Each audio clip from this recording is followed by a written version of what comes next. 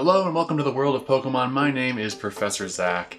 Now, I've been a Pokemon professor for about 1.5 years at this point.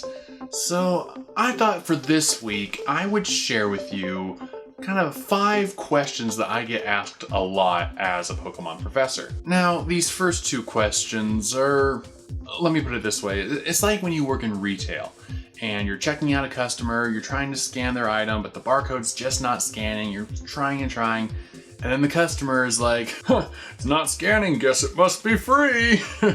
Yeah,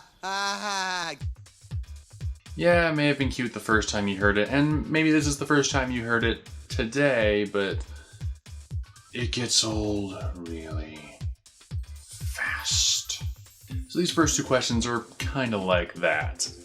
Question number 1, you're a professor? What starter Pokemon do you give?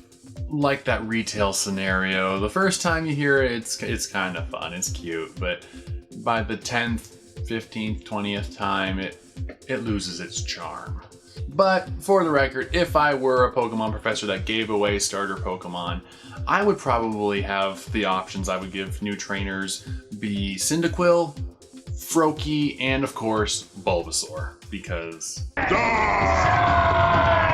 And kind of along those same lines, question number 2, what's your tree name? Okay, now for the record, there are plenty of Pokemon professors in both the video games and the anime that are not named after trees. I can think of 2 off the top of my head, Professor Burnett and Professor Cosmo. Now, one could also argue that maybe Jurassic or Mr. Fuji could also fall into that category. Certainly not tree names there. Yeah, again, it's cute the first time, but it gets old after a few dozen times of being asked that question. But I suppose if I had to pick a tree to be named after as a Pokemon professor, I would choose Professor Joshua, named after the Joshua tree from my home region of Southern California. Now onto some more serious questions. Question number 3. Judge, what does this card do? Now, as a Pokemon professor, you're not only just a league organizer, you can also be a judge for the trading card game or the video game. As of the time I'm filming this, I'm currently a Stage 1 TCG judge and Stage 1 organizer. Haven't worked on the video game judging yet. I'm gonna get there eventually.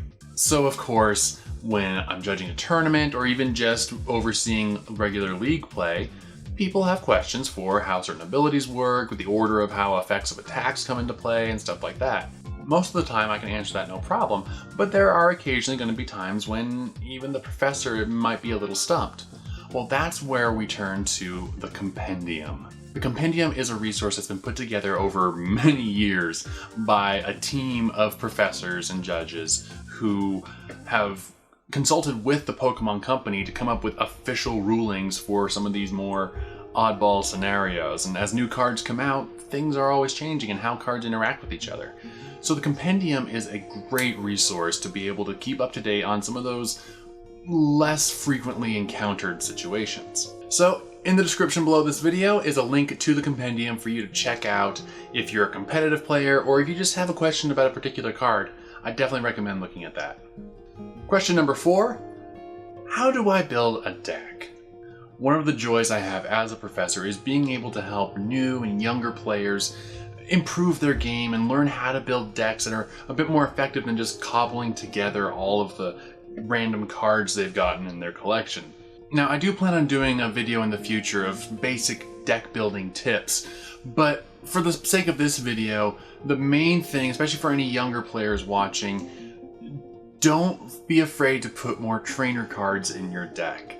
Focus on just a few types of Pokemon, a few evolution lines, and really fill out the deck with trainer cards. Just like a Pokemon trainer comes alongside their Pokemon and helps them be the best they can be, the trainer cards help the Pokemon in the deck be the best that they can be. I know the Pokemon cards are a lot cooler than the trainer cards, but for just playing the game, and if you want to actually be able to beat maybe even older players, only have a few lines of Pokemon and then really beef it up on the trainer cards. Like I said, I plan on doing a video about deck building tips here in the future, so be sure to subscribe to keep an eye out for that. And finally, the 5th question that I get a lot as a Pokemon professor is, how do I become a professor? Maybe you want to help out at your local league, or maybe there isn't a local league and you want to get one started. The process of becoming a professor is actually pretty simple. It just takes a lot of patience. There's a link in the description below for the application page to become a professor. Some of the requirements though, you have to be at least 18, and there is a background check process you have to go through, and you do have to have references. And it's not just filling out an application and boom, you get a lab coat. There are tests you gotta take. Currently there are 3 facets of a professor that you can focus on. There's an organizer, TCG judge, and VGC judge. Like I mentioned earlier, as of this recording, I'm currently a Stage 1 TCG judge and Stage 1 organizer. And in order to advance to the next level, there are some pretty intense tests you gotta take. If you already know a lot about the game, or you want to learn more about the game, and if you want to help your local Pokemon community thrive, being a professor is a great way to do that. Being a Pokemon professor has really been one of the great joys of my life recently, and I'm so glad that I've been doing this. But like I said earlier, you do have to have patience, not just with your players, but with the Pokemon Company. Especially if you put in your application like I did right after Worlds. They are so busy, it's gonna take them a while to get through your application, so just be patient. Also, don't let yourself get hung up on the promos or all the little perks and doodads that you can give to your players or you get for yourself. That's really not what it's about. They're nice perks, but the real purpose of a local Pokemon League is the community, is to be able to meet with friends, foster that local community, watch new friendships be formed between players, and just being able to enjoy a hobby together. That's really the most fulfilling part of being a professor, and I wouldn't trade it for anything. And that's all I've got for this week. Thank you so much for watching. I would love to do more of these Q&A, Ask a Professor videos in the future, so if you had any questions, go ahead and leave a comment below. Let me know what kind of things you're dying to know from a Pokemon professor. If you enjoyed this video, please hit that like button, and if this is your first time here, I'd appreciate it if you subscribed. I put out new Pokemon videos every Friday. Alright, that's all for this week. Until next time, I'm Professor Zack. Thanks for watching.